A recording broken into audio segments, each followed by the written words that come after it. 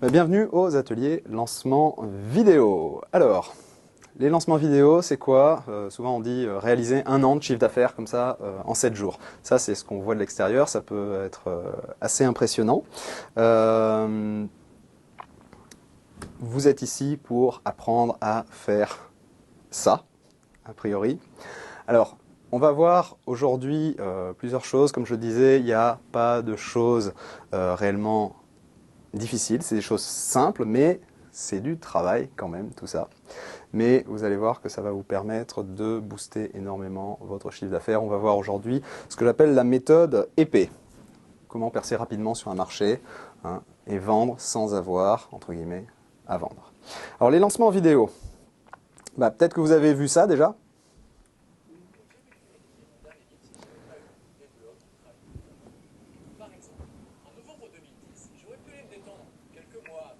Vous le connaissez, lui? Olivier Roland. Cette vidéo, c'est extrait de son lancement vidéo, Blogueur Pro. Il vient de les réutiliser à nouveau, ces vidéos, pour refaire un lancement, sans vraiment changer les vidéos. Il en a changé une qu'il a faite avec les moyens du bord, la première. Il a à nouveau fait plus de 500 000 € de chiffre d'affaires avec ses vidéos de lancement. Vous avez peut-être vu cet énergumène-là.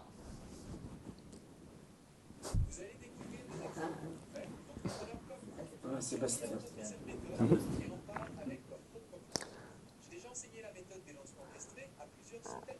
Alors c'est intéressant, tu dis c'est un autre style. Effectivement, c'est un autre style de personnalité.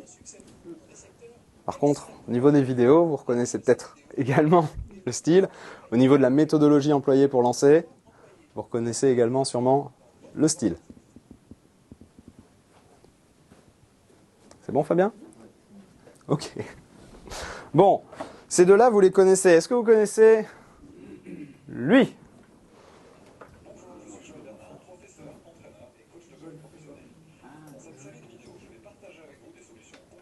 Les secrets d'un swing régulier, c'est un client de la révolution vidéo, Joël, qui avec un cours de golf en ligne a réalisé plus de 155 000 € de chiffre d'affaires sur sa période d'ouverture des ventes, donc en 7 jours, en partant d'absolument zéro. Il y a 2 ans et 2 ans et demi, Joël décide de se lancer, il a rien, il est prof de golf.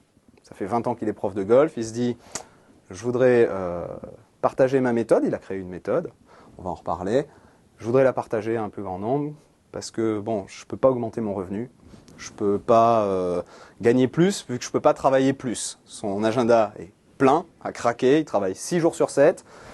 On ne va pas dire qu'il en a marre, mais il en a marre de passer autant de temps et de constater qu'il ne peut pas augmenter ses prix parce que dans la tête des clients, un cours de golf, ça coûte tant. Il n'arrive plus à augmenter ses tarifs. Il ne peut pas travailler plus de jours dans la semaine. Et il vient à cette idée d'utiliser Internet, d'utiliser la vidéo pour pouvoir photocopier son savoir-faire et le vendre comme ça de manière infinie, entre guillemets, sous forme de vidéo. Il s'inscrit à la Révolution Vidéo, il monte un blog à côté de ça. Il s'inscrit à la Révolution Vidéo, il apprend à faire des vidéos. On a fait, très rapidement, il s'est mis en route et avec son blog, il a accumulé une liste d'adresses email. Et une fois qu'il a eu le nombre suffisant, c'est-à-dire que je demandais à l'époque d'avoir 1000 adresses email sur sa liste pour pouvoir démarrer du coaching en individuel sur un lancement, il m'a appelé. On a fait 4 séances de coaching, donc une par vidéo, ce que vous allez voir dans la formation, qu'on va apprendre à faire 3 vidéos de contenu de lancement et une vidéo de vente. On a fait 4 séances de coaching. Il a appliqué vraiment à la lettre tout ce qu'il a appris. Et le résultat est là, sur un premier lancement, plus de 155 000 €. Joël, vous connaissez peut-être celui-là. Sauf que cette vidéo-là, je serais étonné que vous l'ayez déjà vue. Je vous présente David Guig. David Guig est orthophoniste, il vend des DVD de formation aux orthophonistes. Alors il est également un peu plus connu dans le monde du marketing internet sous un autre nom, parce que comme il avait créé sa société il y a 5 ans maintenant, un peu plus de 5 ans, en utilisant son vrai nom, une fois qu'il a décidé d'enseigner le marketing internet, il a fallu qu'il trouve un autre nom pour pas que Google mélange tout au niveau des résultats. Donc j'ai juste... Il a quand même copié le style des deux autres. Ouais, aussi. Ce que j'ai fait, c'est que j'ai juste pris la première lettre de mon nom. Je m'appelle Gig, c'est la lettre G, David G, ça va très bien, en avant marche. D'accord? Voilà, la déglutition dysfonctionnelle, c'est un titre qu'on a sorti l'an dernier, qui a généré 120 000 € en 7 jours. Sur une liste de seulement 5500 contacts par email, d'accord? Sachant qu'en France, des orthophonistes, il y en a 15 000 à peu près. Donc j'ai sur à l'époque où on sort la déglutition dysfonctionnelle, j'ai sur ma liste email à peu près un tiers du marché. Le chiffre que vous avez là, c'est le chiffre du lancement en vidéo. C'est pas le chiffre total du produit, vu que bien sûr derrière on a attaqué par courrier pour toutes celles. Je dis celles parce qu'à 97% c'est des femmes, les orthophonistes, pour toutes celles qu'on n'a pas. Mais voilà le résultat généré en 7 jours par le lancement vidéo, sachant que là-dessus, on a fait 211 ou 217, je sais plus, 211 je crois, ventes sur le premier jour. Enfin pour moi la première nuit, parce que j'étais aux États-Unis quand j'ai lancé l'ouverture des ventes. Et donc j'ai lancé l'ouverture des ventes, j'ai attendu qu'il y ait 2-3 ventes qui tombent. J'ai fait ok, ça marche, tout fonctionne, il y a des ventes qui arrivent, je vais me coucher. Je me suis levé le lendemain, je m'attendais à avoir une petite centaine de ventes, 211. Waouh, pas mal. La bonne nouvelle là-dedans, pour vous, qui êtes là aujourd'hui, et pour tous ceux qui nous regardent sur Internet dans les vidéos, c'est que vous allez y arriver aussi. Aucun des entrepreneurs que vous avez vus là, aucun des clients de la révolution vidéo qui ont lancé avec succès n'a de pouvoir magique. C'est vraiment bien important à comprendre. Il n'y a pas de magie, ce n'est pas un talent particulier, c'est vraiment une méthodologie qui est très différente de ce qu'on fait quand on agit spontanément. D'accord ? Alors, qu'est-ce qu'il y a derrière ? Il y a déjà une première chose, c'est que leur vidéo de lancement, à tous ces gens-là, c'était que la partie visible de l'iceberg. Un iceberg, on voit ce qui dépasse, on ne voit pas tout le travail, toute la préparation, toute l'accumulation qu'il y a en dessous. Et c'est pour ça qu'on voit beaucoup, on entend beaucoup de bêtises sur les forums marketing, des choses comme ça, de gens qui ne se sont pas formés, qui ne connaissent pas la méthode et qui pensent pouvoir la reproduire comme ça, juste en essayant de faire pareil que ce qu'ils ont vu. Ils n'ont aucune notion sur ce qui se cache sous la surface. Et en général, ils partent tête baissée en fonçant droit dans le mur. Résultat, ils sont frustrés parce que ça ne marche pas. Et résultat, sur les forums, on lit « oui, les lancements, ça agace les clients, c'est n'importe quoi, ça ne marche plus ». Les lancements vidéo, ça n'a jamais aussi bien marché et ça ne fait qu'augmenter. C'est vraiment une tendance forte. Qui parmi vous fait des produits ou compte faire des produits d'information, des produits sur Internet avec le même modèle que Joël? Ok. Bernard, Philippe, c'est Fédine. Toi aussi. Je me rappelle plus ton prénom. Patrick. Et Tommy. Il faut encore que j'arrive à te basculer, Tommy, là-dessus. Il faut encore que j'arrive à te faire franchir le pas. Tommy, c'est alors l'assureur des emprunteurs malins. C'est ça ton titre de héros, Tommy? Oui. Ouais.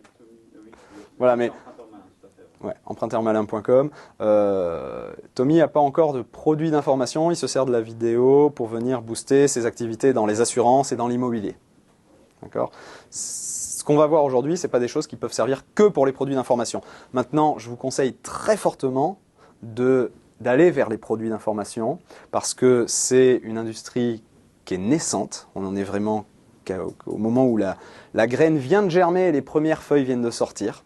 Hein. Ça ne va faire que croître et c'est le business model le plus rentable que je connaisse. À part vendre du crack, il n'y a rien d'autre d'aussi rentable. On n'a pas de stock, on a très peu de frais opérationnels, les marges sont supérieures à 90%. Voilà, les coûts de production sont relativement minimes par rapport à une entreprise classique où on achèterait des objets qu'il faut stocker, qu'il faut ensuite revendre. C'est vraiment le business model ultime à mon sens. Le problème, c'est qu'il faut savoir quoi faire pour créer cette masse en dessous de la surface, cette masse invisible qui va supporter le poids de ce qui est au-dessus de la surface et qu'on peut voir. D'accord ? Ils sont tous, pour arriver à faire ça, ces entrepreneurs qui ont réussi, sont tous sortis de la malédiction de l'expert. J'en ai parlé pendant le lancement hein, de ces ateliers. La malédiction de l'expert, on va en reparler, mais grosso modo, ce qu'ils ont su faire, c'est qu'ils ont su écouter leur marché, ils ont su écouter les vraies envies de leurs prospects, et non pas ce qu'ils pensaient être les envies de leurs prospects. Et puis, ils ont conçu, en fonction de ça, une offre sur mesure qu'ils ont testée avant de la créer. Et là, on est sur un premier gros point très contre-intuitif, qui est de vendre quelque chose avant de l'avoir fait. Qui avait déjà cette notion que dans les produits d'information, idéalement, on essaye de vendre ce qu'on va faire avant de le tester? Personne? Bon, vous allez bien comprendre l'intérêt de la chose. Alors, le résultat de tout ça, c'est qu'il n'y a pas de prise de risque. Hein, ils se sont focalisés d'abord sur le marketing, c'est ce que je disais, plutôt que de foncer droit dans le mur à créer leurs produits. C'est moins coûteux en temps, c'est moins coûteux en énergie. Typiquement, un expert dans un domaine donné qui va se lancer à dire « Tiens, je vais créer mon produit », qu'est-ce qu'il fait? Il crée son produit. Il passe 1 an et demi, 2 ans, il est tout seul dans son coin à réfléchir sur son produit. Et puis un jour, il le sort et ça ne marche pas. Et là, il se demande pourquoi. Les gens que vous avez vus là ont d'abord testé leur offre. D'accord ? Ils se sont focalisés sur le marketing et ils ont fait un test. Et si le test fonctionne, à ce moment-là, on crée le produit. Et comme on vient de le vendre, on est payé pour créer son produit. Ça, c'est assez génial. Et puis, s'il ne marche pas, on teste une autre idée tout simplement. Hein, on ne perd pas 1 à 2 ans, comme le font l'immense majorité des experts qui se lancent et qui partent droit dans le mur, parce qu'ils créent leur produit. Typiquement, l'expert qui a un domaine comme ça dans lequel il veut créer un produit, il va créer son produit, c'est son bébé, il ne peut pas s'en détacher et du coup, il n'écoute pas le marché. Il fait son truc, il est dans son idée. Et c'est la cause numéro 1 d'échec. Donc au final, on a 2 types de créateurs de produits. Les amateurs, qui pensent qu'à leur produit, qui ne testent pas l'idée, qui s'en remettent à la chance et à l'espoir que ça va marcher. J'appelle ça les experts maudits. On va reparler de la malédiction de l'expert et comment ça fonctionne et comment en sortir surtout. Et puis, on a les entrepreneurs à succès qui réalisent en quelques jours, sur un lancement vidéo, plus de chiffre d'affaires que la plupart des entreprises qui sortent un nouveau produit n'en font avec un nouveau produit en 1 année. Et ce qui est génial, c'est qu'on fait 1 an de chiffre d'affaires au moment où on sort le produit, on le lance, mais pendant l'année qui suit, on continue à faire le chiffre d'affaires qu'on aurait fait. Et donc, on a vraiment un empilement de chiffre d'affaires qui donne des business qui ont des croissances de l'ordre de 200, 300, 500% par an. Régulièrement, mon entreprise a à peu près doublé de chiffre d'affaires chaque année depuis qu'elle est créée. Et je ne vois pas de raison que ça s'arrête, en tout cas pas tout de suite. Il y aura forcément à un moment un plafond, ça va dépendre des ressources que j'y mets, est-ce que je veux la développer ou pas. Après, c'est des questions de choix. Mais si je continue à développer comme ça, il n'y a pas de raison particulière pour que ça s'arrête. Alors, la première façon de fonctionner, le modèle intuitif. Ce qu'on fait spontanément si on se lance comme ça, sans formation, sans expertise particulière dans le marketing, si on se lance comme le font la majorité des gens qui ont une expertise et qui veulent la partager. J'appelle ça le modèle de l'expert maudit et fauché. Parce qu'en général, les experts sont bien souvent fauchés, ils ne savent pas monétiser leur expertise. Première chose qu'ils font, ils créent le produit. Problème, c'est long, ça prend du temps. C'est fastidieux. Pourquoi c'est fastidieux? Parce que ils n'ont aucune méthode pour créer leur produit. On va voir. Ce qu'on va voir dans le lancement vidéo va vous donner vraiment une méthode pas à pas à suivre pour créer votre produit. Ça ne sera pas à vous de décider ce qu'il doit y avoir dans le produit. Quel est le plan de votre produit? Le marché, la méthode de lancement va vous fournir cette information. Donc vous n'aurez qu'à suivre ce plan pour créer votre produit. Et puis, ils obsèdent. Ils ont des obsessions sur « mon produit, c'est mon bébé, c'est mon produit, à moi, je ne le lâcherai pas, c'est mon produit ». Le problème, c'est que quand on fait son produit, on peut pas, c'est très difficile de le vendre parce que les clients potentiels en face ont effectivement, ouais, c'est vrai, c'est ton produit, c'est pas le mien. Ça m'intéresse pas énormément de l'acheter. Et puis, ils obsèdent également sur « je sais ce dont les gens ont besoin ». Qu'est-ce que je vais mettre dans mon produit? Je sais pas trop, mais je vais mettre ce dont les gens ont besoin. Et je suis expert, je sais qu'ils ont besoin de ça. Un exemple, Joël dans le golf. Joël, sa méthode, ce qui fait qu'il a des résultats en tant que coach de golf, ça se base sur l'analyse posturale et musculaire du golfeur. Donc il savait que les gens ont besoin de faire des tests musculaires et squelettiques. Bon, c'est son expertise, il le sait. Il sait que c'est ce dont ils ont besoin. Est-ce que vous croyez que les golfeurs, ils ont envie d'entendre parler de tests musculaires et squelettiques? Ce genre de choses? Non, c'est pas très vendeur. Est-ce que ça veut dire que c'est pas possible d'arriver à parler aux golfeurs et leur vendre quand même ça, mais d'une autre façon? On va y revenir. Souvent, les projets avortent à ce stade. C'est-à-dire que soit le fait qu'on n'ait pas de plan pour créer le produit fait qu'on abandonne parce que c'est trop long, on n'y arrive pas, on procrastine, soit on bloque à l'étape de la vente. Parce que souvent, ça fait peur, on n'aime pas vendre, personne n'aime vendre. Et alors j'ai une bonne nouvelle, c'est que moi non plus, j'aime pas vendre, mais ce qu'on va apprendre au cours de ces 3 journées d'atelier qu'on va passer ensemble, eh bien, ça va vous permettre de vendre sans avoir réellement à vendre. La vente, ça fait peur. Une immense majorité de projets bloquent à ce stade. Donc, soit parce qu'il y a plein de gens, et j'ai des exemples proches en tête qui me font mal personnellement, parce que j'ai un petit frère qui est en création de produits depuis 2010. Et c'est douloureux pour moi parce que comme c'est mon petit frère, qu'on a toute une histoire ensemble, on est compétition, etc., il n'écoutera jamais mes conseils. Et en gros, je suis la dernière personne à pouvoir lui donner des conseils qu'il écouterait. J'ai essayé plein de fois, ça n'a jamais marché, et je pense qu'il a essayé aussi, et notre histoire fait que ça ne peut pas passer. Il est en création de produits depuis 2010. Son produit n'est toujours pas lancé, alors que quand on avait parlé de cette ébauche de produit, pour moi c'était un truc dont le test pouvait être mis en place en 2 mois. Mais passer à la vente, c'est risquer l'échec. C'est risquer d'être confronté à non, ça ne marche pas. Donc on préfère continuer sur le produit jusqu'à ce qu'il soit parfait. Son produit est génialissime. C'est vraiment un truc super.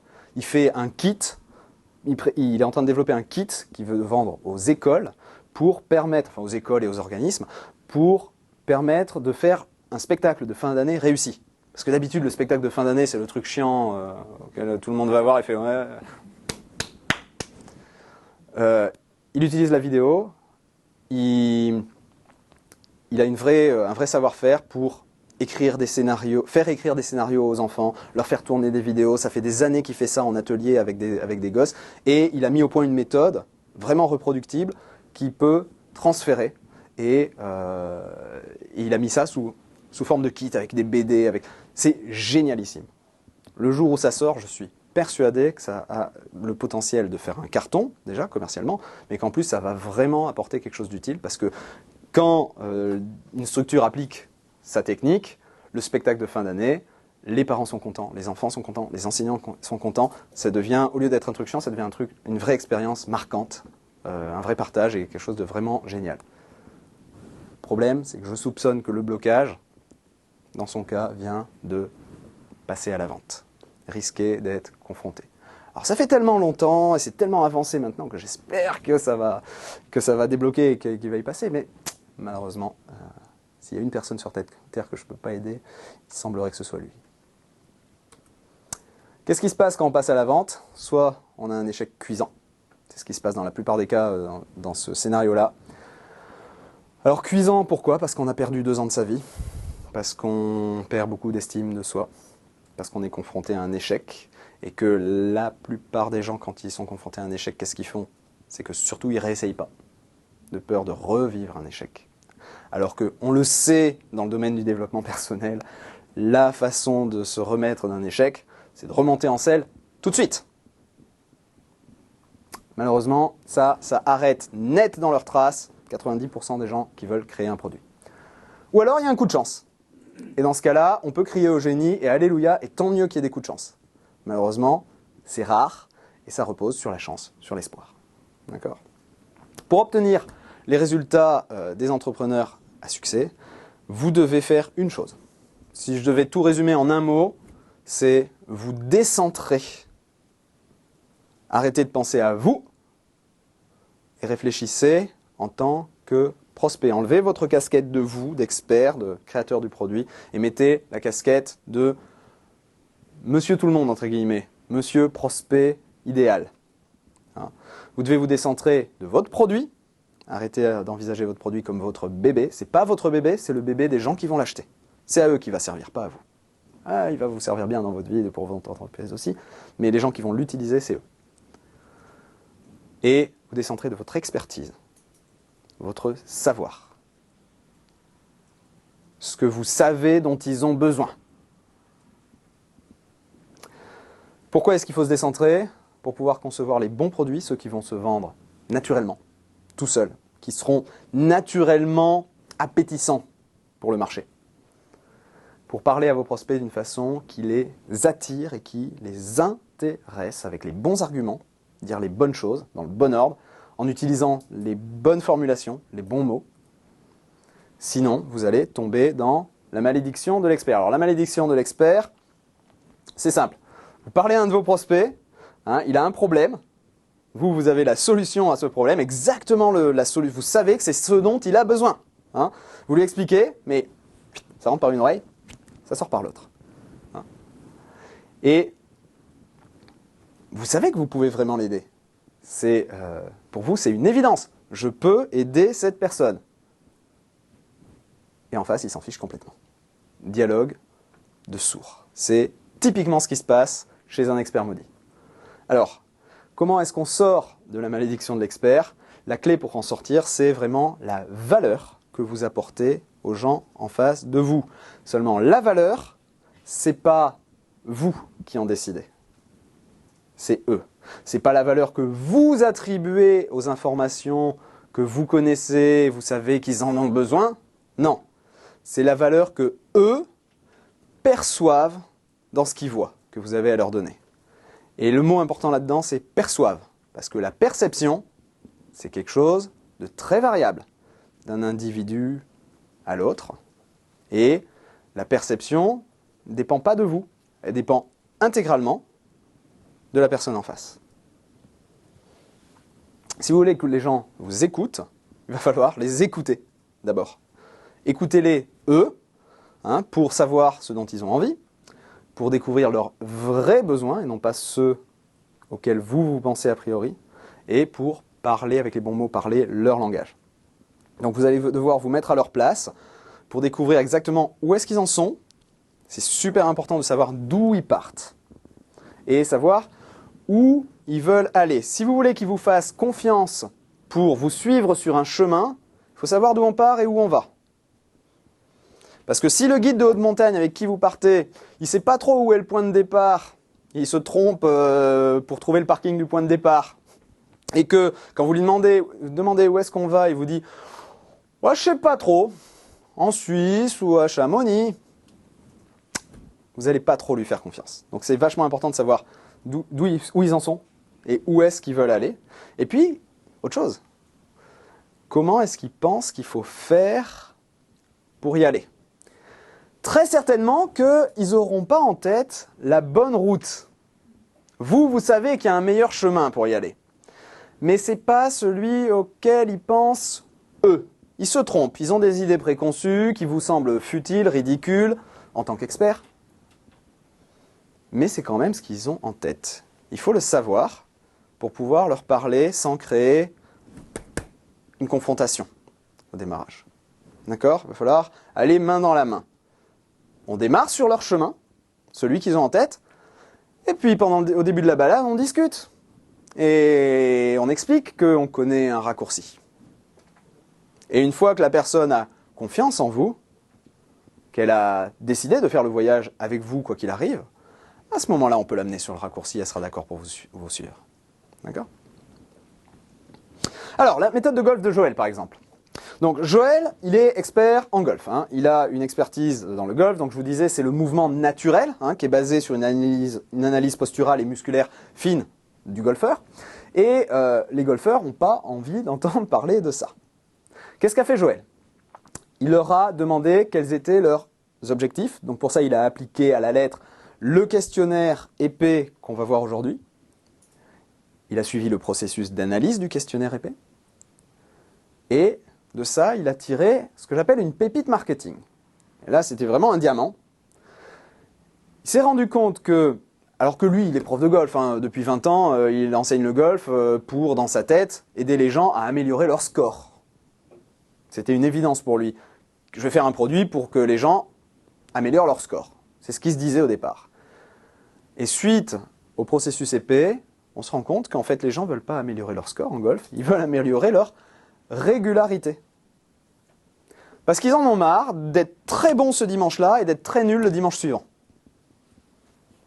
Alors que physiquement, ça n'a pas changé, ils n'ont pas la gueule de bois aujourd'hui, ils ne comprennent pas pourquoi. Mais mince, la semaine dernière, je faisais des super coups, et aujourd'hui, il n'y a rien qui marche. Ça ne va pas. Et bien sûr, ça tombe le jour où il y a mon patron qui est venu jouer avec moi, j'arrive même pas à le battre, alors qu'il est nul. Du coup, qu'est-ce qu'il a fait, Joël? Une fois qu'il a eu cette information, la régularité, eh bien, il a axé toute sa communication sur la régularité. Il a éduqué ses prospects sur l'intérêt de son approche à lui pour gagner en régularité. Il a appelé son produit « Les secrets d'un swing régulier ». Donc il a construit son produit et son offre pour répondre à toutes les attentes qui avaient été découvertes pendant le processus épais, mais également pour apporter, bien sûr, son expertise. Mais pour l'apporter en fin de produit. Pour l'apporter une fois que les gens lui font confiance, une fois qu'il a démontré sa capacité à leur apporter ce qu'ils attendaient. Pas avant. D'accord? Donc aujourd'hui, on va voir la méthode épais. Alors je vais vous faire rapidement, la méthode épais, ça couvre tout le processus pratiquement d'un lancement vidéo. On va voir la première partie aujourd'hui de la méthode épais et vous allez avoir du travail à faire en rentrant chez vous. D'accord? La méthode épais, c'est quoi? Est-ce qu'il y a des gens qui voudraient essayer de deviner? Je vous donne un indice, c'est un acronyme. Il y a 4 lettres, il y a 4 mots à trouver. Est-ce que quelqu'un a des idées? Et j'ai une bonne nouvelle, il y a plusieurs bonnes réponses possibles. Mais il n'y en a qu'une vraie. Il y aura bien le mot efficacité. Eh bien non, il n'y a pas le mot efficacité. J'aimerais... Écoutez. Concentrez-vous sur les 2 premières lettres. Qu'est-ce que ça peut être ces 2 premières lettres? Écouter est un bon candidat. Mais c'est pas ça. Étude, bon candidat aussi, mais c'est pas ça. Donc on y va. Voilà, j'ai pas parlé dans le vide, c'est bien. Écouter, c'est une notion qui me plaît parce qu'effectivement, on va beaucoup parler d'écoute. Étude, tu pensais à étude. Étude de marché. C'est aussi une bonne réponse. Mais c'est pas la vraie réponse. Non, il n'y a pas d'expertise. Éduquer. Alors, éduquer. Éduquer, il est là, c'est l'éducation. Mais éduquer correspond, convient aussi. Donc, on n'a toujours pas les 2 premières. Allez, je vous les donne.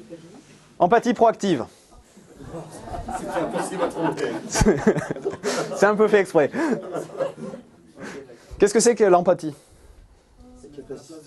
C'est la capacité de se mettre à la place de l'autre, de comprendre le ressenti intérieur de l'autre. C'est la capacité de s'oublier, d'écouter et de vivre le sentiment de quelqu'un d'autre.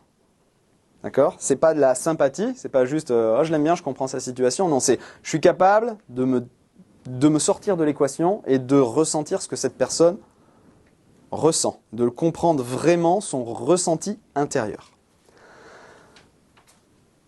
Empathie proactive, on va chercher, avant d'entrer en contact avec les gens, à comprendre qui ils sont et ce qu'ils vivent et ce qu'ils ressentent. On va faire cette démarche de façon consciente, volontaire, et on va le faire à l'avance. Empathie proactive, éducation, équation de valeur. Alors, équation de valeur, ça va être la fin de la méthode. C'est le moment où on va proposer notre produit à la vente. C'est le moment où on fait une offre. On va faire cette offre sous la forme d'une équation de valeur. On va rassembler toute la valeur qu'il y a dans notre produit et la transformer en... pour avoir toute cette valeur, vous pouvez payer tant. Je caricature, mais c'est un petit peu ça. On aura l'occasion d'en reparler en détail de l'équation de valeur. Donc, empathie proactive, vous obtenez les pépites marketing de votre marché grâce à l'écoute active de vos prospects hyper réactifs. Petite définition, prospect hyper réactif, c'est vos meilleurs prospects. C'est ceux qui, quoi qu'il arrive, cliquent sur tous vos liens, ouvrent tous vos emails et sont à fond dedans. Vous avez toujours 3 à 5% de personnes sur votre liste qui sont des hyper réactifs. Et merci d'avoir des prospects hyper réactifs. Merci le monde. Parce qu'ils vont vraiment vous donner la bonne direction dans laquelle aller. Une fois que vous avez fait ça, vous savez ce qu'ils veulent. Et donc vous savez comment leur en parler, vous pouvez les éduquer. C'est-à-dire que les hyper réactifs vont vous dire « Ouais, nous ce qu'on veut c'est ça ». Une fois que vous avez cette information, vous pouvez vous adresser à l'ensemble de votre marché et utiliser les bons arguments, leur apprendre les bonnes choses. Et puis, vous pouvez du coup opérer ce que j'appelle la fusion du contenu et du marketing pour créer une communication qui va être percutante, parce qu'elle va apporter de la valeur aux gens, elle va vraiment les éduquer, et leur donner des résultats par avance, et donc construire la confiance et déclencher une décision d'achat. D'accord ? Voilà en gros la méthode épée. On va la faire de façon plus visuelle et vraiment plus étape par étape. Donc, la méthode épée, il va y avoir un truc central, complètement incontournable, c'est le fameux questionnaire épée. La méthode épée, ça démarre avec, tu l'as dit, une étude de marché. Donc, une étude, il y a un questionnaire qu'on va voir en détail aujourd'hui. Le questionnaire ne fonctionne pas. Les gens ne répondent pas, par exemple, ou on voit que les réponses sont pourries, qu'il n'y a pas de réel intérêt pour la chose. Qu'est-ce qu'on fait? On n'est pas un expert maudit, on applique la méthode épée, donc on fait les choses intelligemment, on voit que ça n'a pas de potentiel, que ça risque d'être difficile, que ça va freiner, que ça va bloquer, qu'on va y passer beaucoup de temps pour pas beaucoup de résultats, on arrête. On se dit, ok, mauvaise idée, je la range au placard, j'en essaye une autre. D'accord? Bon, ça c'est un scénario, ça arrive souvent. Tous les gens que vous avez vus, les Olivier Roland, Sébastien, etc., il y a plein de choses qu'ils ont testées, qui n'ont pas marché et que vous n'avez pas vues. Mais ils n'ont pas passé beaucoup de temps, ils ont passé 2-3 jours à mettre en place juste un questionnaire, à voir que ça ne donnerait pas de résultat. Ok, idée suivante. Bon, quand ça marche, grâce au questionnaire, on a beaucoup de EP, EP, extraction du plan de contenu, extraction des pépites marketing, empathie proactive. C'est autour de ce questionnaire-là, ça va être notre outil d'empathie proactive, c'est le questionnaire. On va demander aux gens, vous verrez les 5 questions tout à l'heure, mais on va leur demander ce qu'ils veulent, ce dont ils ont besoin réellement. D'accord ? On va en tirer le plan pour le contenu de notre produit et on va en tirer toutes les pépites marketing dont on a besoin. Donc, on a le contenu, on a le marketing, après on va pouvoir fusionner tout ça. Si ça marche donc, une fois qu'on a tout ça, fusion du contenu et du marketing pour concevoir une offre. J'ai pas dit encore on crée un produit, j'ai dit on conçoit une offre. Une fois que cette offre est conçue, on va la tester. Il y a plein de façons de le faire. On peut téléphoner, on peut faire un webinar, on peut envoyer des emails, on peut envoyer des courriers. Et scénario 1, ça marche pas, on fait pas de vente ou pas assez de vente. Eh ben stop, on s'arrête, on passe à l'idée suivante. C'est rare quand on a fait le questionnaire, et que les résultats étaient suffisants pour nous permettre d'obtenir des pépites marketing et un plan de produit et concevoir une offre, c'est très rare que on se dise stop. Ça peut arriver. Je connais un marketeur français qui a eu des produits comme ça où il s'est arrêté à ce stade-là parce que ça n'a pas vendu suffisamment par rapport à un autre projet qui lui a vendu beaucoup plus. Et dans ce cas-là, on a des priorités à gérer. Ok, je vais faire celui-là d'abord. Et pour le moment, je passe à la case stop sur celui-là. D'accord ? C'est le scénario. Le mauvais scénario, c'est à nouveau stop. Bon, c'est le mauvais scénario, sauf que par rapport à l'expert maudit qui lui continue coûte que coûte à créer son produit et qui va jusqu'au bout et qui va se confronter à la vente et qui mince, ça marche pas. Ça prend, allez, une fois qu'on est entraîné, ça prend 3 semaines à faire, même pas. Créer tout un produit, ça prend 2 ans. Hein. Scénario, ça marche. On se lance dans la création du produit. Sauf qu'on le fait selon le plan de l'offre, donc on a un plan à suivre. C'est beaucoup plus facile de créer un produit quand on sait exactement ce qui doit aller dedans. Et on va y mettre ce qu'ils veulent, et puis ce dont ils ont besoin. C'est ce que je disais tout à l'heure, mais on va surtout commencer par ce qu'ils veulent. Parce que si on donne pas aux gens ce qu'ils veulent, c'est pas compliqué, ils ne l'achèteront pas. Hein. Hop là, à ce stade-là, on ne parle plus du scénario stop. Hein, c'est pour ça que je viens de l'enlever. À ce stade-là, on est dans la création produit, ça veut dire que le projet est bon, on a décidé, ok, il est validé, on va jusqu'au bout. Et donc, on va créer un lancement vidéo. On va créer 2 choses dans le cadre d'un lancement vidéo. Il y a 2 choses que je vais vous apprendre à faire. Enfin, 2 choses, je vais vous apprendre beaucoup plus que ça, mais en termes de vidéo, je vais vous apprendre 2 choses principales. La séquence de lancement vidéo, ça c'est ce que vos prospects vont voir avant que vous proposiez quoi que ce soit à la vente. C'est les vidéos gratuites. Donc, je pense que vous vous rappelez des miennes. Hein.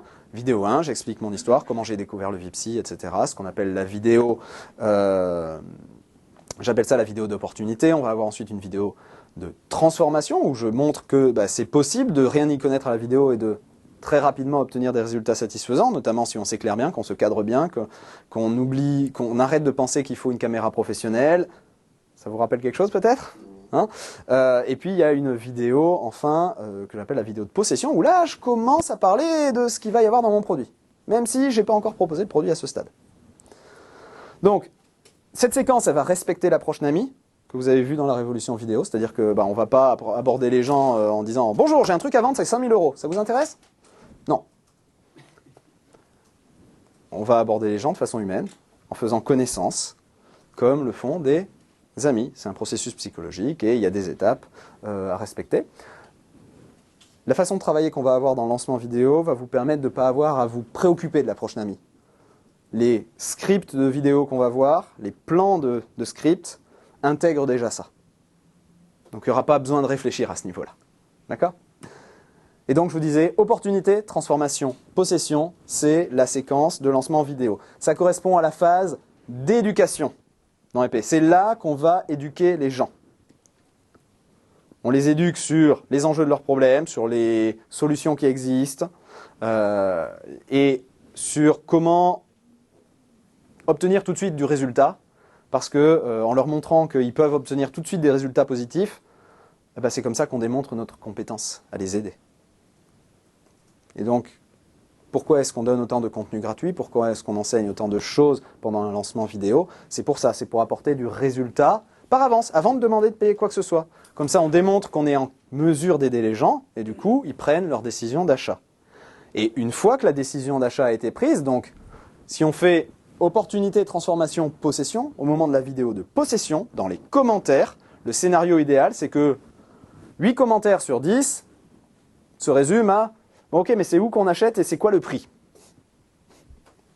Et si vous, je ne sais pas si vous avez regardé les commentaires pendant le lancement de la révolution vidéo, on était vraiment dans ce scénario-là. Hein, j'ai jamais eu un lancement où c'était à ce point le cas. J'exagère à peine quand je dis que c'était 80% des commentaires qui demandaient c'est quoi le prix? C'est vraiment un très bon signe. Vous voulez vous retrouver dans cette situation-là. Les gens ont déjà pris la décision d'acheter, juste ils ont pas encore eu l'offre, ils savent pas encore exactement ce qu'ils veulent acheter. Mais ils savent qu'ils veulent l'acheter. Ils savent que ça les intéresse, qu'ils vous font confiance et qu'ils ont compris que c'était pour eux. Et donc, ils veulent savoir combien ça coûte. Donc l'objectif de cette phase de séquence de lancement vidéo, c'est de déclencher la décision d'achat avant d'avoir présenté l'offre. Et en dernier, on va faire une vidéo de vente. Et là, on propose donc notre équation de valeur. On va présenter l'offre. D'accord? Donc, méthode épée, empathie proactive, éducation en séquence vidéo, équation de valeur au moment de présenter l'offre. Résultat de tout ça, 1 an de chiffre d'affaires en 7 jours. Tout le monde est motivé pour apprendre à faire ça? Ouais. Ça va? C'est bon? Il y a juste un petit distinguo, s'il te plaît. Ouais. Excuse-moi.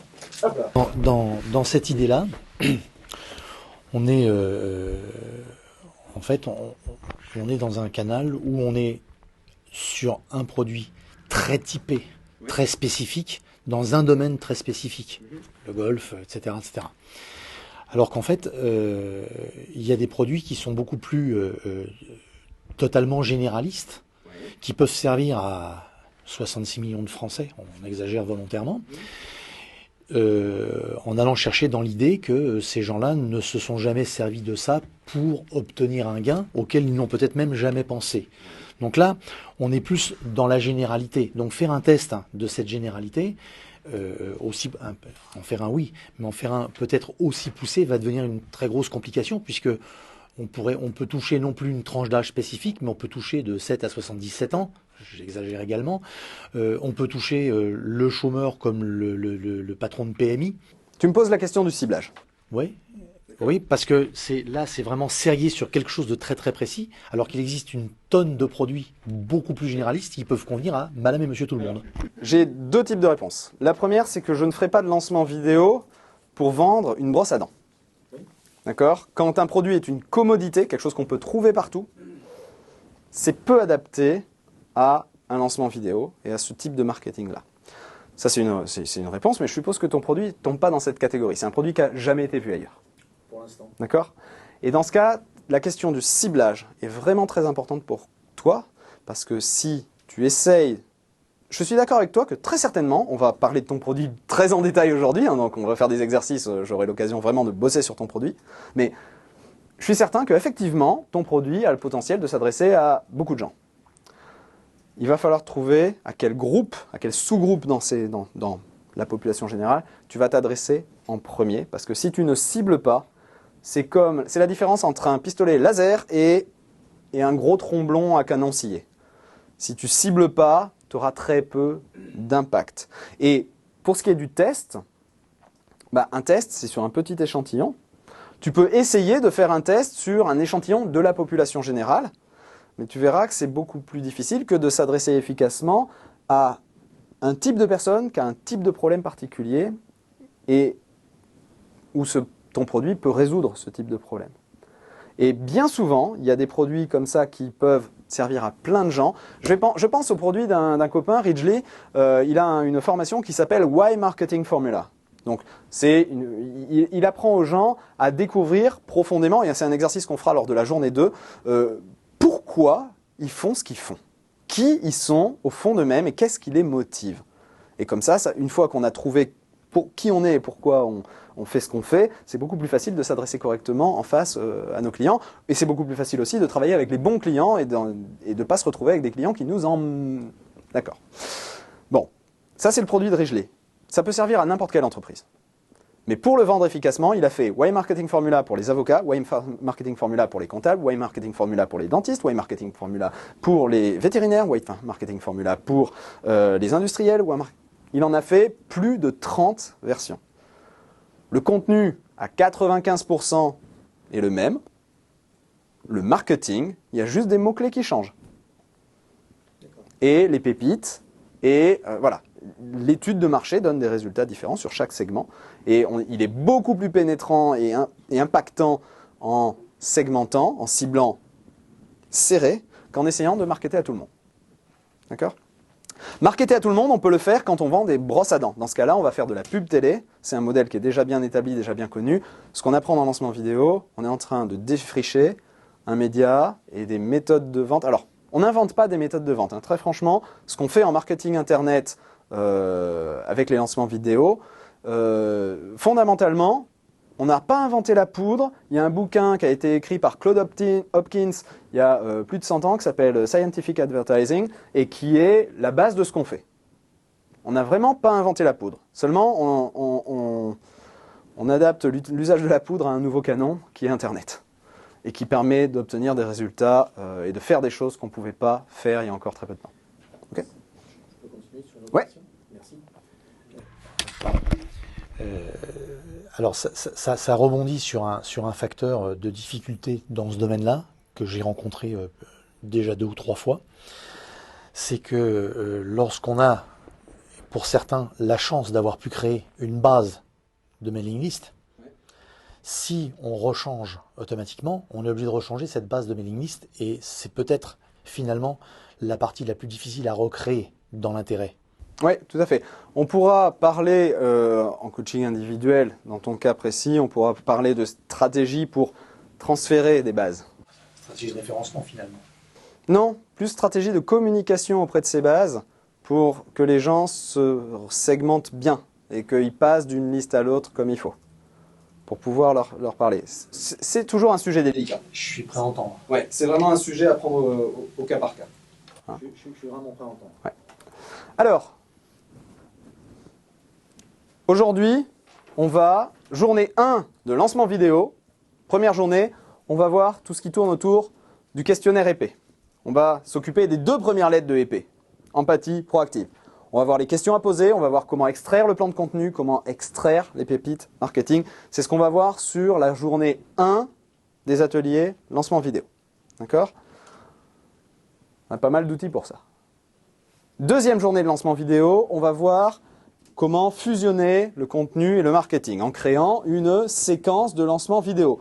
En fait, on va très peu parler de cette étape-là, l'étape numéro 3. Pourquoi ? Parce que en créant votre séquence de lancement vidéo, vous créez ce qu'il faut pour faire votre test de vente. La seule chose, c'est qu'au lieu de le créer complètement sous la forme d'une séquence de lancement vidéo complète, bien mise en forme, jolie, en VIPSI, qui prend forcément du temps et des ressources, on va le faire sous une forme beaucoup plus simple. On va écrire un email ou une série d'emails. On va faire un courrier, une lettre de vente, ou on va faire un webinar de test pour tester notre offre et valider que cette offre est bien ficelée, qu'elle convertit. Si elle convertit, on fera la séquence de lancement vidéo en bonne et due forme. D'accord ? Ça, c'est la journée 2. Pendant cette journée 2, on va apprendre à rédiger la séquence, donc la vidéo d'opportunité, la vidéo de transformation, la vidéo de possession. On va travailler sur des canevas de script avec élément par élément ce qu'il faut mettre dans chacun de ces types dans chacune de ces vidéos. D'accord ? Et puis, journée 3 de l'atelier, on bossera vraiment sur spécifiquement la vidéo de vente. Aujourd'hui, on va voir essentiellement ceci, le questionnaire épée. On va voir les 5 questions à poser à vos prospects. Il n'y a que 5 questions dans le questionnaire épée.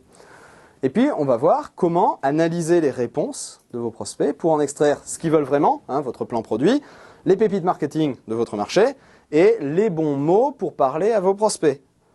Seulement, il manque un truc là. Il nous manque une étape. Qui va me dire quelle est l'étape qui manque ? C'est bien de voir le questionnaire épais, de savoir quelles questions poser et comment analyser les réponses. Si on n'a personne pour y répondre, on va avoir un souci. Comment amener des prospects dessus? C'est quand même un petit peu important. Ça va nous occuper beaucoup de temps aujourd'hui, cette histoire de comment amener des prospects dessus. On va voir, on en reparle très rapidement de ça, mais on va faire un travail aujourd'hui qui va nous resservir pendant tout le reste du processus. Et dont un des résultats va être de pouvoir amener des prospects. D'accord? Parce que notre questionnaire épais, pour amener des prospects dessus, normalement, on va se dire, tiens, on va utiliser la liste email, ou on va amener des prospects dessus à partir de notre blog, ou encore, je sais pas, moi, si je fais un nouveau questionnaire épais et que vraiment je veux beaucoup de réponses, bon, j'envoie un email, normalement, en 24 heures, c'est bon, j'ai mes réponses. Mais, et j'ai pas de blog. Mais, Si vraiment je veux quelque chose de massif, bah, je peux aller voir mes partenaires et leur dire, vous pourriez pas envoyer un email pour mon questionnaire épais aussi? Bon, c'est envisageable. Bon, maintenant, ça c'est les options gratuites. Il y a des options payantes aussi. On pourrait se dire, bah tiens, je vais aller louer un fichier postal et puis je vais envoyer des courriers qui vont envoyer les gens vers mon questionnaire épais. J'ai fait ça pour certains produits en orthophonie. Je vais payer de la publicité sur Internet pour envoyer les gens vers mon questionnaire épais. Ok, enfin ça c'est payant. Le problème c'est quand on n'a pas de liste email, qu'on n'a pas de blog, qu'on n'a pas du coup non plus de partenaire, quand on n'a rien qui nous permet de démarrer gratuitement, on fait comment? On se ruine? C'est pas forcément ce qu'il y a de plus intéressant. On va voir aujourd'hui un outil, c'est un actif que j'appelle le MMVS, qui va nous permettre d'obtenir gratuitement des gens pour répondre à notre questionnaire épais. Alors, le MMVS rapidement, Magical Monkey Viral Sheet. Je sais, c'est nul comme nom. Je vous conseille de bien nommer vos concepts de produits. Seulement voilà, il se trouve que c'est quelque chose que je faisais pour moi, mais que j'avais pas vraiment enseigné jusqu'à il y a assez peu de temps. J'ai commencé à l'enseigner dans le groupe de Jeff Walker. J'ai commencé à l'enseigner en anglais. Et à l'époque, j'avais beaucoup discuté avec Laurent Chenot. J'aimais beaucoup son nom du singe magique. Et du coup, j'ai gardé le singe magique, mais c'est passé en anglais et j'ai rajouté Viral Sheet parce qu'on va faire une feuille qui va permettre de rendre viral votre singe magique. Est-ce que quelqu'un ici est dans Business 3G et sait de quoi je parle quand je parle du singe magique? Le singe magique, c'est le questionnaire. Parce que on va utiliser un outil qui s'appelle SurveyMonkey pour le faire. SurveyMonkey, hein, le singe des questionnaires, littéralement. Donc voilà, pour publier votre questionnaire sur Internet, le plus simple c'est d'utiliser SurveyMonkey et c'est à cause de ça que Laurent Chenot, dans sa formation Business 3G, a appelé ça le singe magique. Donc c'est devenu le MMVS chez moi, parce que j'ai cette dimension virale que Laurent n'utilise pas. Voilà, il s'agit d'un document texte. On va pas faire de la vidéo, on va pas parler de vidéo aujourd'hui. Mince, lancement vidéo, on parle pas de vidéo. On va faire un document texte qui s'adresse directement à vos prospects hyper réactifs. Ça va les inciter, à répondre à votre questionnaire épais, bien sûr, hein, pour que vous ayez votre plan de produit et vos pépites marketing. Tout ça en ligne après. Ah oui, bien sûr, bien sûr. Et tu vas avoir même un document. J'ai demandé à Audrey de ne pas vous donner les documents tout de suite parce que sinon je sais que vous auriez été à regarder la fin. Voilà. Et deuxième chose que va faire votre MMVS, c'est diffuser votre questionnaire de façon virale auprès d'autres prospects hyper réactifs. L'idée avec le MMVS, c'est d'allumer la mèche. Après, on attend que ça pète. Si ça pète pas, on passe à autre chose. D'accord? Donc, le MMVS, le mécanisme de diffusion virale. 1. On va créer ce document qui contiendra un lien cliquable. Ça amène vers une page de capture email, super important. Hein, vous devez bien sûr capturer les emails avant qu'il se passe quoi que ce soit d'autre. Une fois que vous avez l'email, la personne est redirigée vers votre questionnaire épais. Et en parallèle de ça, et c'est là qu'on est important et qu'il y a l'aspect viral qui va se mettre en place, en parallèle, au moment où elle entre son adresse email sur votre page de capture email, qu'est-ce qui se passe? Hop, elle est inscrite sur un autorépondeur et elle va recevoir un message. Ce message lui dit 3 choses. Ce message lui dit « Merci ». Important. Si vous n'avez pas pu finir, voici à nouveau le lien. Au cas où elle n'est pas finie de répondre au questionnaire, on lui redonne le lien. Première chose. Deuxième chose la plus importante, on lui dit « Si ce projet vous plaît, alors voici la meilleure façon de m'aider. Envoyez le document PDF en pièce jointe. » Donc elle reçoit un email, il y a une pièce jointe. Faites un forward, hein, envoyez ça, réexpédiez ça à vos amis. Ce qui fait que les amis reçoivent le PDF avec le lien cliquable et qu'eux-mêmes rentrent dans le processus. Et qu'ils vont l'envoyer à d'autres amis. Et c'est comme ça que ça se viralise. D'accord? C'est bête comme chou. Ça ne marche pas à tous les coups. Il faut avoir bien fait son travail. Ça, c'est une première chose. Et puis, il y a des produits qui ne s'y prêtent pas.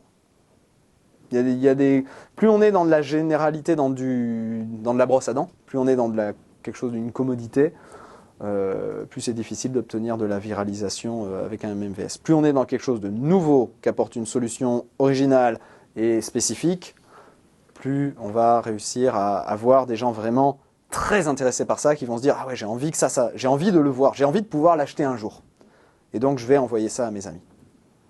C'est comme ça que j'ai démarré mon entreprise en orthophonie. J'ai créé un MMVS et je l'ai envoyé à une collègue. En fait, à l'époque, j'avais déjà créé mon produit. J'avais fait l'erreur classique que fait tout le monde, j'avais créé mon produit. J'essayais de le vendre par téléphone en appelant les collègues. Et donc, à chaque fois, je racontais mon histoire. Et puis un jour, j'ai une collègue à qui j'essayais de le vendre qui m'a dit « Mais c'est génial votre truc, je voudrais en parler à mes amis. Vous auriez pas un document à me passer ?» Voilà, 3 jours plus tard, j'avais mon MMVS qui était fait. Je lui ai envoyé, elle l'a envoyé à 9 collègues, qui l'ont envoyé à d'autres collègues, qui l'ont envoyé à d'autres collègues. En 3 semaines, je me suis retrouvé avec 634 personnes inscrites sur ma liste email. Comme j'étais très bête à l'époque et très susceptible et très influençable, j'ai reçu un coup de fil furieux, parce que ça s'est diffusé vraiment rapidement chez les orthophonistes. J'ai reçu un coup de fil furieux du patron, de l'ancien président du syndicat des orthophonistes, qui me disait « C'est quoi ce truc? Qu'est-ce que tu fais, David ?» Avec qui je bossais parce que je faisais des DVD pour le syndicat. « Qu'est-ce que c'est ce truc? T'arrêtes ça immédiatement !» Et moi là, oui. Et j'ai arrêté, c'est-à-dire j'ai coupé la diffusion virale. J'aurais pas dû. Clairement, j'aurais pas dû. Parce que 634 emails en 3 semaines, c'était bien parti pour devenir du 2000, 2500 en 4 semaines. Bon, je l'ai arrêté. Sur ces 634 emails, j'ai fait un lancement de mon produit. Et là où je pensais faire quelque chose comme 8000 € de chiffre d'affaires, et je me disais, comme ça fera à peu près la même chose que ce que je gagne quand j'en fais un pour le syndicat. J'ai fait un lancement, il a fait 24 000 € de chiffre d'affaires. Et là, j'ai compris que peut-être que le marketing internet et la façon de communiquer que j'utilisais marchaient mieux que ce que faisait le syndicat. Et c'est comme ça que j'ai démarré l'aventure. Et c'était en 2008. Donc, le MMVS, ça permet de démarrer sans dépenses publicitaires quand on part de zéro avec aucune liste email. Ça fonctionne? On passe à l'étape suivante. Alléluia. Ça ne fonctionne pas, ça fait un flop. Ah bah dans ce cas-là, soit on passe à autre chose, soit on essaye peut-être de le pousser un petit peu avec de la pub. On peut. C'est une option. Hein. Donc si vous avez déjà une liste email, ça ne veut pas dire que vous n'avez pas besoin de faire un MMVS parce qu'on va se resservir des éléments du MMVS dans toute la suite du projet. D'accord. Notamment, on va s'en servir dans la vidéo de transformation où il y a tout un pan de la vidéo d'opportunité. Il y a tout un pan de cette vidéo-là qui va reprendre pratiquement texto un énorme bout de votre MMVS. Ouais. Par rapport à ça, s'il te plaît, j'ai eu la chance et le plaisir, ou l'inverse, ça reviendrait, de te rencontrer l'année dernière. On en a parlé 2 minutes tout à l'heure. Je suis dans un domaine professionnel qui est très complexe et très pointu. Merci. Qui est très complexe et très pointu. Je m'en suis servi avec Martin, oui. La tulipe, mais en direct. Parce qu'on a énormément sympathisé. D'ailleurs, j'étais au Québec avec lui il y a au mois de février. Grâce à son aide et ce que j'ai appris avec toi, j'ai eu l'occasion d'obtenir, dans un domaine où je suis un expert depuis 25 ans, donc c'est pas neutre, c'est un domaine juridique, j'ai réussi à créer une notoriété sur une base de données de gens qui n'avaient rien à foutre avec moi. Mais vraiment rien à foutre avec moi. Et ça fonctionne encore, puisque samedi, je vais me servir de ça. Est-ce que c'est possible que tu nous dises les choses? Oui, bien sûr. C'est quoi le domaine, etc. Oui, bah, aucun problème. On est là pour bosser sur ton d'accord. cas, Oui, mais c'est pas ce que je veux faire moi, mais ça y répond. Je fais un peu comme c'est Tommy. Je suis gestionnaire de patrimoine à l'origine. J'aurais pu être orthophoniste, mais j'ai choisi autre chose. Et en fait, comme j'ai fait le tour de la question de mon métier, mon métier, c'est un petit peu comme les médecins. Il y a les généralistes et les spécialistes. Et ma spécialisation est très clairement comment se créer des revenus sans impôt en France, qui est tout à fait possible et légal même aujourd'hui. Et il y a une Ah oui, avec plaisir.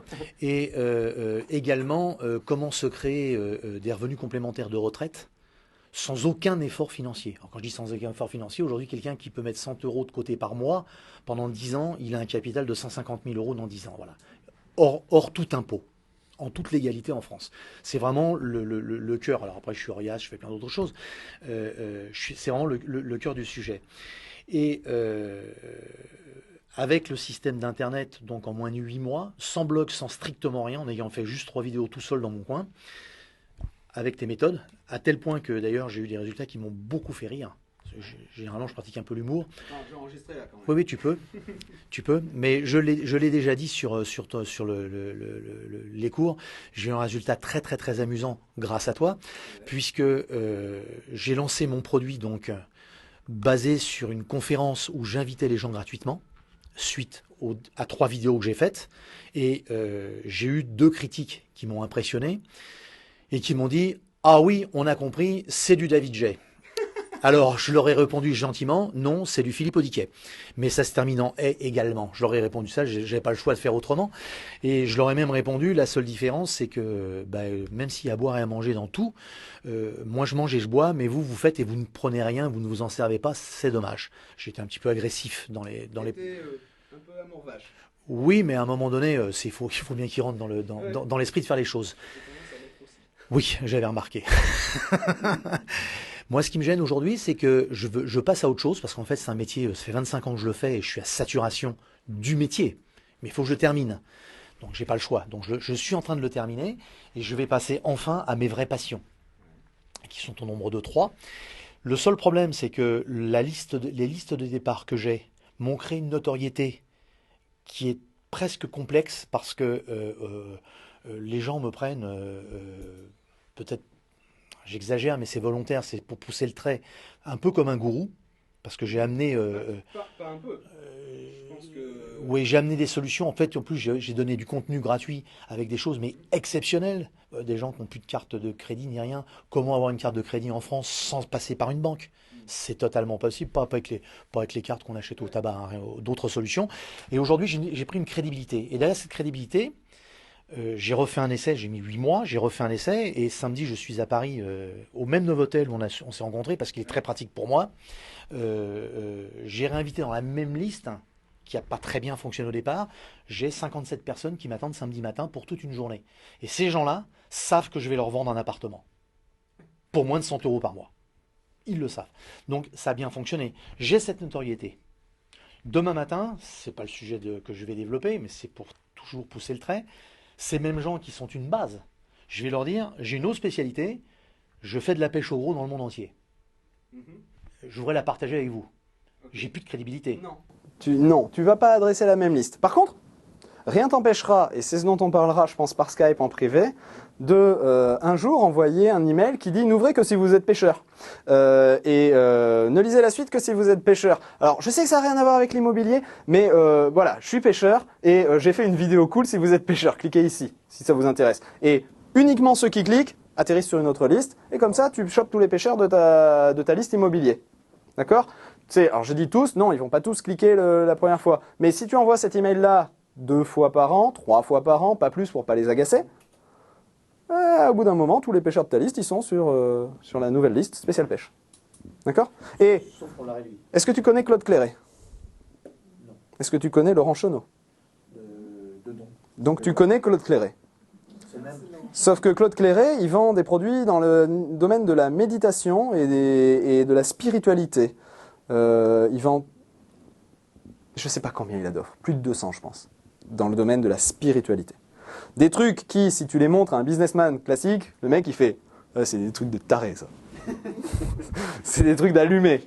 C'est quoi, c'est une secte? Non, j'exagère à peine, mais il est vraiment dans des domaines qui sont super new age quoi. Rien à voir avec le business. Et pourtant à côté de ça, il vend Business Projet. Et c'est Laurent Chenot, et on sait que c'est quelqu'un éminemment pointu, éminemment sérieux, etc.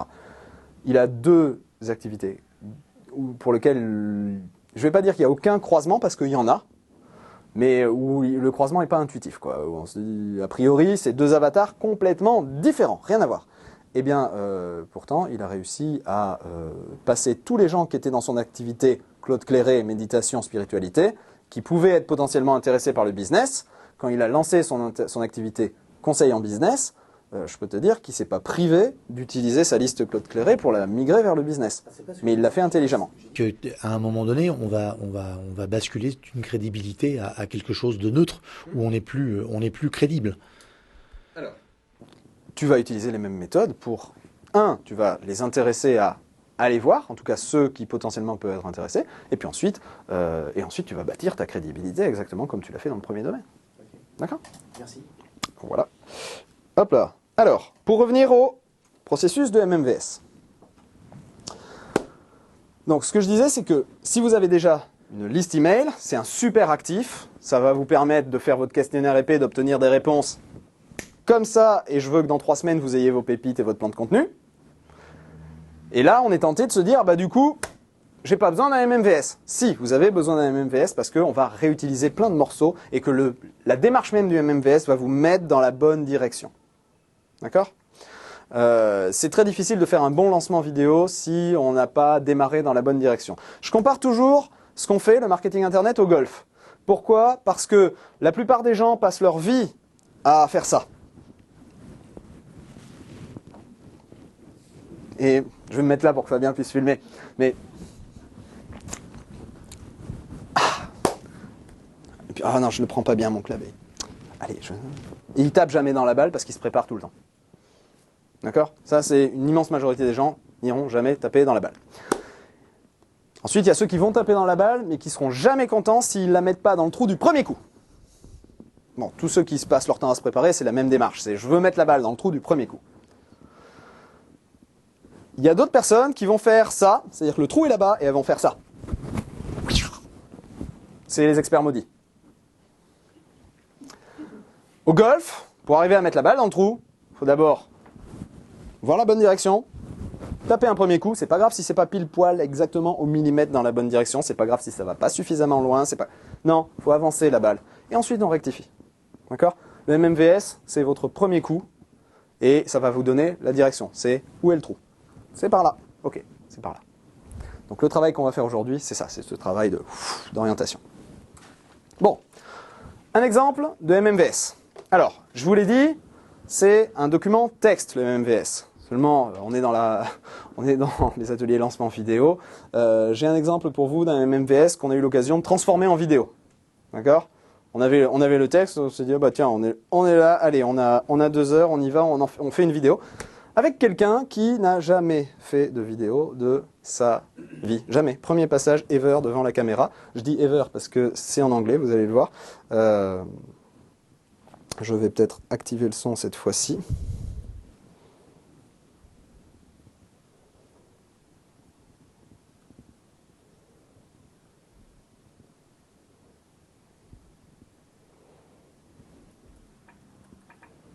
Ok.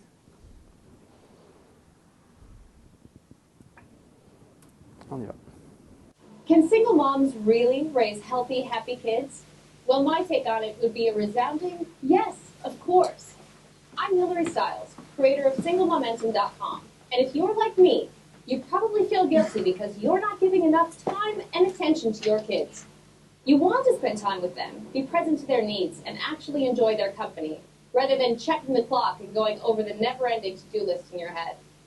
Sometimes, I know I've even found myself resenting my child, reminiscing about my old life, when I was free to focus on myself, pursue my passions, and do all of the things that I used to enjoy before I took on the role of mommy.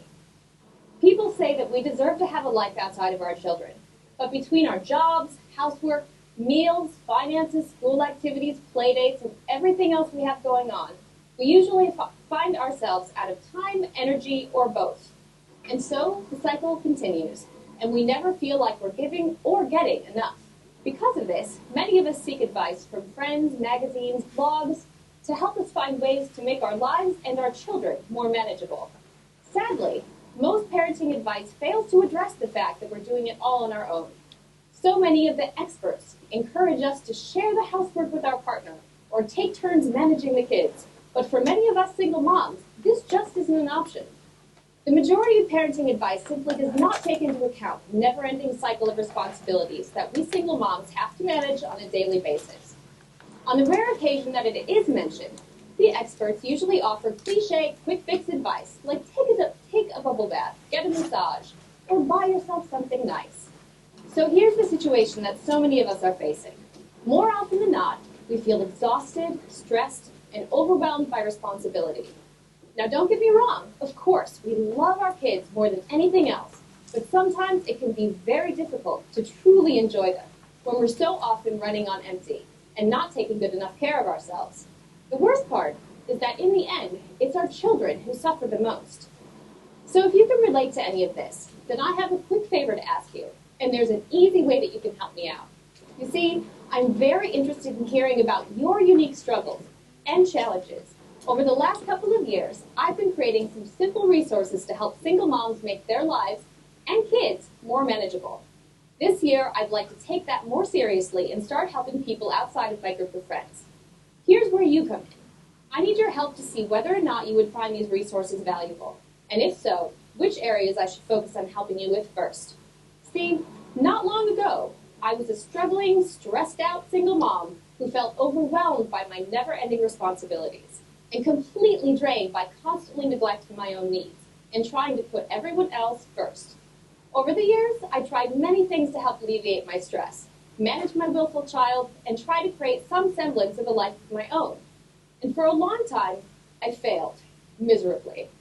Eventually, I got so tired of living like this day after day and repeating the same cycles over and over that I became determined to find a practical, real-life solution to the problems I was continually facing as a single mom. This determination is what started me on my journey to discover some of the best lifestyle, self-care, and parenting advice available.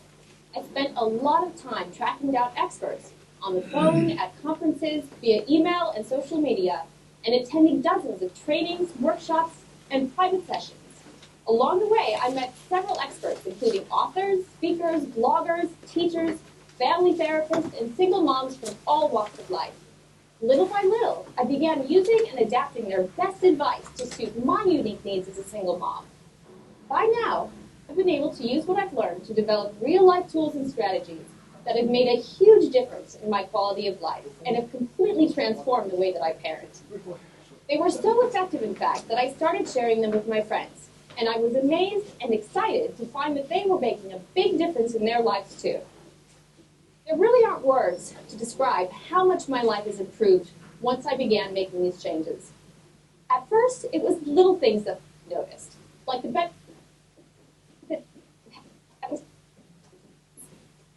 I'm certain that was my tax receipt, field trip permission slip, or my daughter's lost shoe. Or taking a work. So I don't. Oula. I get to wait my. qu'on a les sous-titres.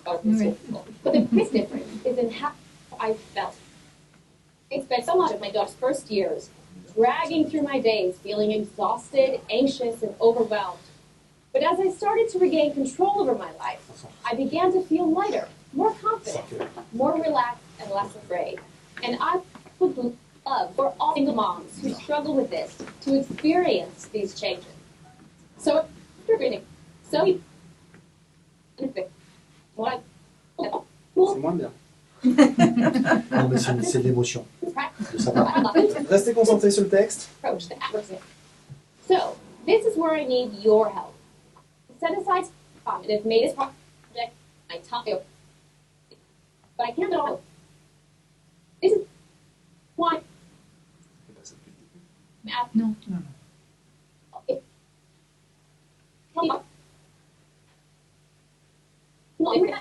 For the ones that I don't. So, how can you help me? It's actually very simple. There's nothing to download, just a short online survey with only 5 questions to tell me about your experience as a mom. And it's very quick. Shouldn't take you much to get me out. So what do do now? Lay down.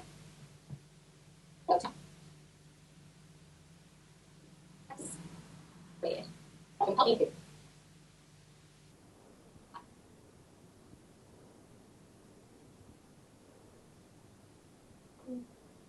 Wait,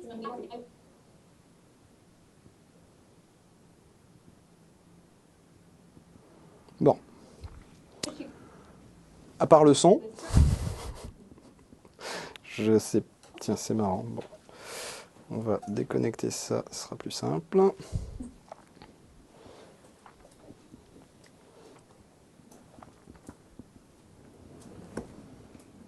Est-ce qu'on va séparer 2 choses?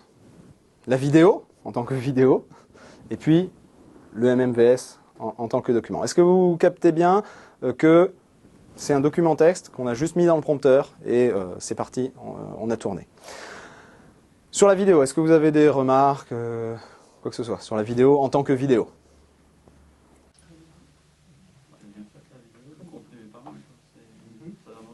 Bon, en fait, on était sur une terrasse. Le vent, c'était pas prévu, il n'y en avait pas 10 minutes avant qu'on se mette à tourner. Seulement, on avait besoin du soleil, donc il fallait tourner tout de suite parce qu'il se couchait. On a gardé le vent, tant pis.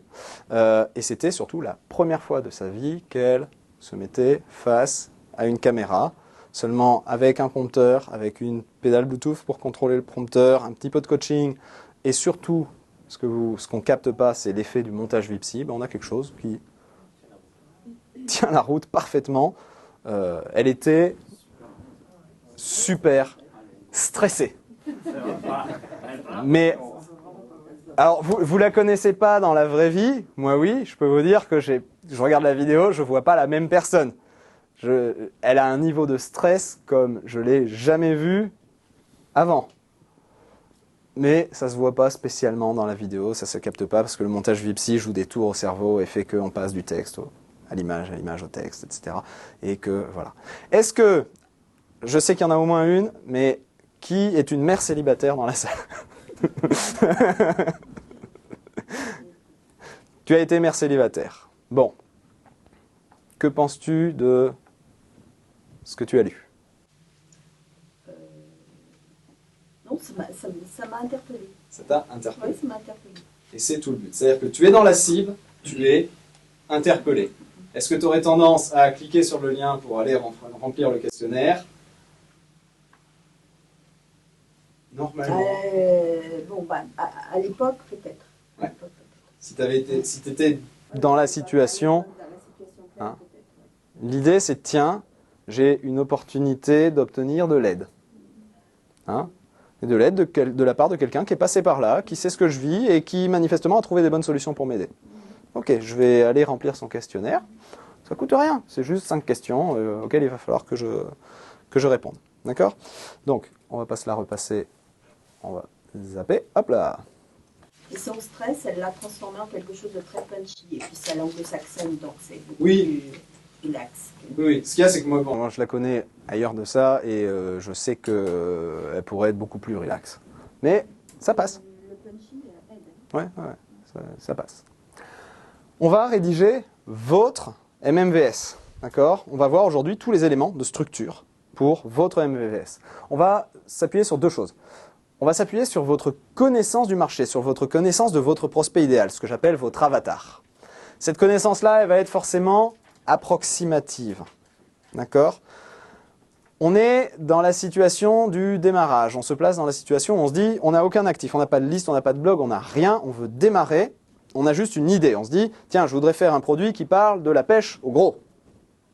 Je voudrais faire un produit qui explique comment emprunter malin. Je voudrais faire des DVD de formation pour les kinésithérapeutes. Il se trouve que je connais un orthophoniste qui a fait ça, ça va bien marcher. Et s'il pouvait me passer ces modèles, ça m'arrangerait. On est dans la situation où on va faire, je ne me rappelle plus, Bernard, on n'avait pas défini encore de projet au téléphone, de projet précis ici? Non, on n'avait pas défini de projet précis. Le projet, en fait, qui se trame, ce serait un super séminaire. Un super séminaire qui serait fait d'abord en live et ensuite qui ferait l'objet d'une diffusion en cours vidéo, comme tu fais toi. Un séminaire sur la culture du concombre ou sur quoi? Non, là je suis pas très inspiré pour le concombre. Non, dans le thème du développement personnel, en fait, j'ai plusieurs pistes. J'ai l'hypnose, développement personnel et également spiritualité.